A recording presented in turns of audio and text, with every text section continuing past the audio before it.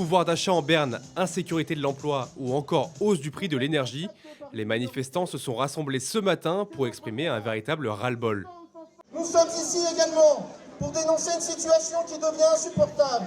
On le voit bien quand on va faire nos courses tous les jours, on le voit sur nos salaires qui n'augmentent pas depuis presque des décennies pour certains. Moi, je vois surtout par rapport à mes enfants, mes enfants, mes petits-enfants, qui ont du mal à s'en sortir matériellement. Il y a eu aussi une baisse des APL sur le logement, sur les logements Crous cette année. Il y a eu une augmentation des loyers. Ça impacte directement les étudiants. La nourriture qui augmente, donc forcément, les cadeaux de Noël, c'est beaucoup plus compliqué. Si les doléances sont nombreuses dans le cortège, tous s'accordent sur un sentiment d'abandon de la part des pouvoirs publics, et ce, au détriment de la santé des travailleurs. Des remplacements en retraite qui ne sont pas remplacés, des arrêts longs qui ne sont pas remplacés, et beaucoup d'auto-remplacements, remplacements. Au bout d'un moment, la machine, elle craque, quoi.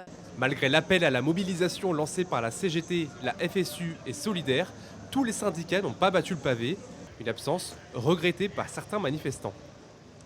Oui, je déplore effectivement que tous les syndicats ne répondent pas présents à cet appel. Ceci dit, on est patient, on continuera à travailler avec ces syndicats pour essayer de construire une unité forte. En tout, ce sont un peu plus de 400 personnes qui se sont rassemblées dans les rues Tourangelle, un chiffre en nette baisse par rapport aux dernières mobilisations de septembre qui avaient rassemblé des milliers de manifestants.